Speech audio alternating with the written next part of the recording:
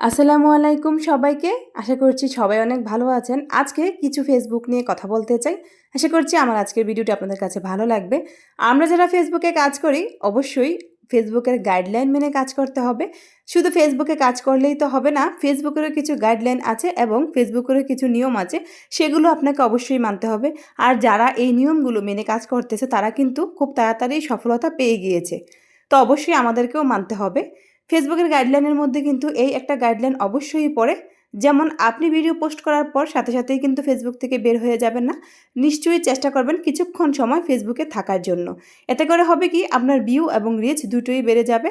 তো এই ক্ষেত্রে আপনি একটা কাজ করতে পারেন। যেমন মনে করেন, প্রথম যে ভিডিওটা আপনি সকালবেলা পোস্ট করেন, ছবি হোক অথবা ভিডিও, তো সেখানে যারা যারা কমেন্ট করেছে সেই কমেন্টের রিপ্লাই কমেন্ট কিন্তু অথবা কমেন্টের উত্তরগুলো কিন্তু দ্বিতীয়বার যে রিচটা আপনি দিবেন অথবা ভিডিও ছবি পোস্ট করবেন, তখন কমেন্টের উত্তরগুলো দিয়ে দিতে পারেন।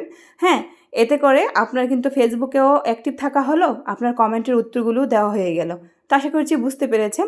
আর অবশ্যই অন্যের ভিডিও দেখবেন, সেই সাথে আপনার ভিডিওর কোয়ালিটিটাও কিন্তু একটু ভালো করতে হবে, যেন আপনার ভিডিও কোয়ালিটি ভালো দেখে আপনার ভিডিও দেখে আপনার ভিডিওতে মানুষ একটা ফলো দিয়ে দেয়। তো যাই হোক, আশা করছি আমার আজকের ভিডিও এবং ফেসবুক সম্পর্কে কিছু কথা আপনাদের কাছে ভালো লেগেছে। তা আমি যতটুকু জানি বা যতটুকু আপনাদেরকে অতটুকুই বলার চেষ্টা করেছি। হ্যাঁ, পরবর্তীতে আরও কিছু বলার ইচ্ছে আছে। তো আশা করছি আমার সাথেই থাকবেন।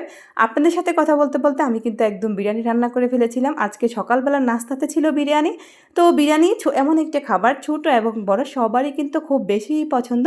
তো আলহামদুলিল্লাহ আমাদের ঘরেও কিন্তু অনেকেরই পছন্দ, সবারই। তো আই হোক আমার আজকের ভিডিওটি ভালো লেগেছে। তো সবাই ভালো থাকবেন, সুস্থ থাকবেন। আল্লাহ হাফেজ। আসসালামু আলাইকুম।